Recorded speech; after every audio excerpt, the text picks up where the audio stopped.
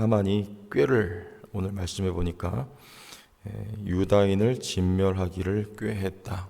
24절에 이렇게 말하죠. 이 악한 자들의 꾀는 하나님의 지혜를 결코 이길 수가 없는 것이죠.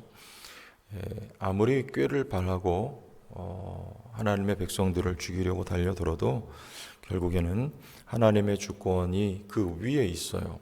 하나님의 주권 아래에 있기 때문에 유대인은 결코 진멸할 수 없습니다. 유대인. 자, 바울은 표면적인 유대인이 유대인이 아니고 이면적인 유대인이 유대인이라 이렇게 말씀했습니다. 말하자면 우리는 대한민국 사람이지만 한민족의 피를 가지고 태어났지만 영적으로 보면 우리 로마서 말씀을 따르자면 우리가 유대인이고 우리가 영적인 이스라엘이고 이렇게 적용해 볼 수 있죠. 신학적으로 전혀 틀리지가 않습니다. 그러면 우리 성도들은 지금도 마귀는 살아 역사하죠. 그 악한 꾀를 가지고. 그렇지만 성도는 결코 죽일 수 없고 망하게 할 수 없다. 왜냐하면 하나님이 사랑하는 성도들의 삶, 이 역사 위에서 주권하여 주관하고 계시기 때문이다라는 거죠. 드리려고 하는 말씀은 예수님을 원수 마귀가 죽이려고 달려들었죠. 십자가에 못 박았지만 예수님은 죽일 수가 없는 존재입니다.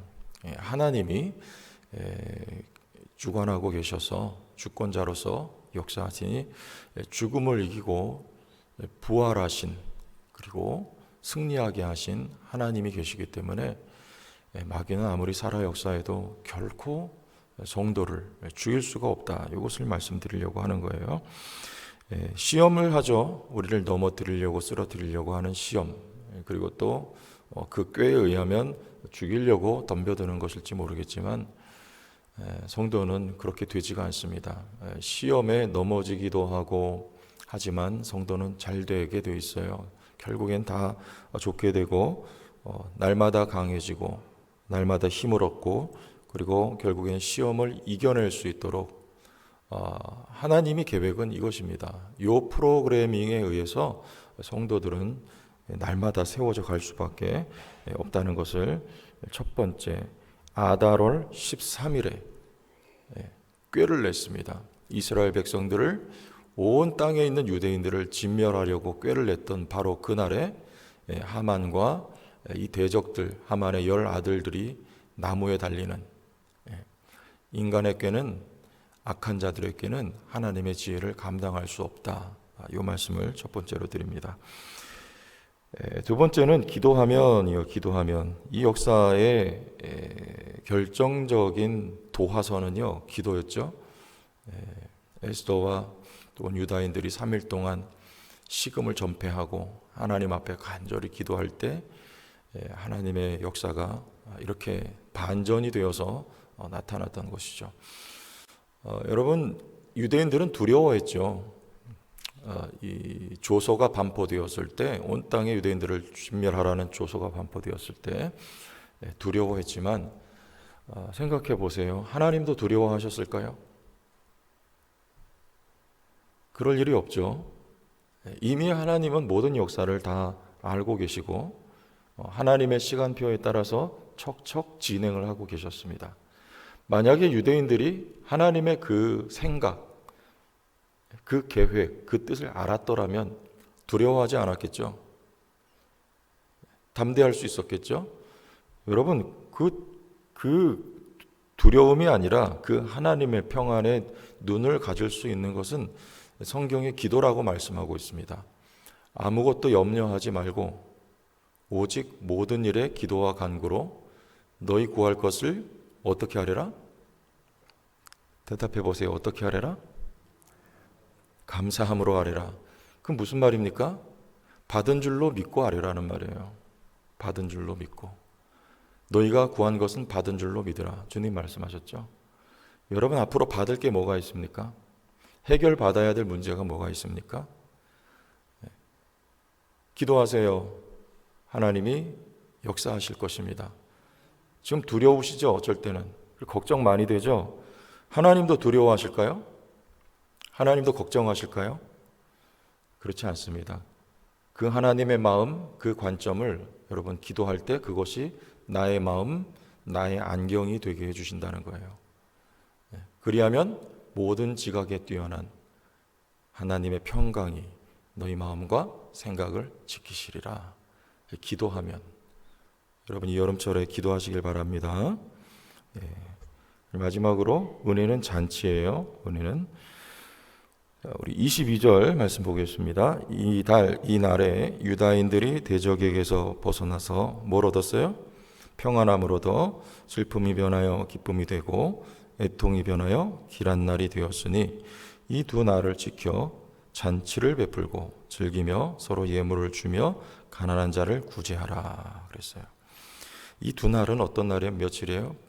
아달월, 우리날로 말하면 아마 2월에서 3월 정도 된다고 해요. 아달월 13일은 대적을 진멸한 날, 그리고 14일과 15일에 걸쳐서 불임절이라고 합니다. 부르라는 말은 제비라는 말이에요. 제비 뽑은 날이죠. 그래서 13일은 이 불임절에 에스더서를 읽었고 14일에는 이와 같이 잔치를 베풀고 가난한 사람들을 구제했던 일을 유대인들은 지금도 하고 있어요. 불임절을 유대인의 명절이 되었습니다. 그래서 잔치다 그래요. 성도에게 여러분 우리가 예수 믿은 날 이후로 성도의 삶은 잔치예요. 잔치. 무슨 잔치냐? 하나님이 곧 우리에게는 잔치의 근본이 되세요. 하나님이 성도와 함께 하시는 삶이 잔치의 삶입니다. 저 천국 하면 우리가 뭐 하죠? 천국 잔치하죠. 거기에 여러분 뭐 음식 진상 해놓고 그런 잔치일까요? 그 천국 잔치가? 그게 아니고 하나님이 사랑하는 백성들과 영원토록 함께하는 그곳이기 때문에 그 시간이기 때문에 그것을 잔치라고 하는 거예요. 그래서 예배는 뭡니까? 잔치예요. 잔치. 예배는 물론 우리가 날마다 하나님을 경험하고 살지만 특별히 온 교회가 모여서 예배하는 그 순간은 잔치가 되는 것입니다. 제가 성경 공부하면서 그런 질문을 던져봤어요. 주제가 교회 생활이에요. 교회 생활하면서 여러분 은혜와 평강과 축복을 받았습니까? 이런 질문을 했는데 대부분 네 그렇게 대답을 하시더라고요. 네. 처음에는 아닌 경우도 있었는데 그러나 갈수록 점점 갈수록 하나님의 은혜와 축복을 누리게 됩니다. 그래요. 여러분 예수 잘 믿고 교회 생활 잘하면 복을 받습니다. 잘 되게 돼 있어요. 결국 굴곡이 있어요. 어려운 일들이 있지만 그러나 잘 돼요. 복을 받아요. 그리고 잔치의 나날들이 됩니다. 왜 그래요? 여러분 우리는 이 세상 떠날 때에 즈음에 해서 우리 입술로는 하나님의 은혜를 고백할 수밖에 없을 거예요. 이게 다 하나님의 은혜였습니다. 눈물을 흘릴 때도 있었지만 그것도 하나님의 은혜였고 또 하나님이 기쁜 날을 주셔서 기쁘고 감사한 날 물론 하나님의 은혜였습니다. 하나님이 나와 동행하셨고 나와 함께하여 주셨습니다. 이 모든 것이 하나님의 은혜입니다 라고 여러분 고백하실 거죠? 그럴 수밖에 없죠? 그러니까 예수 믿기 전과 믿은 후는 너무나 다른 거예요. 예수 믿기 전에는요 암울했어요. 참 슬픈 일도 많고 그리고 두려움이 많았고 그런데 생각해보면 예수 믿은 게 정말 수지 맞은 거예요. 복 받은 거예요. 예수 믿고 난 다음엔 얼마나 감사한지 모르고요. 날마다 잔치입니다. 날마다. 그러면 뭐 해야 됩니까? 베풀고 즐기며 서로 예물을 주며 가난한 자를 구제하라.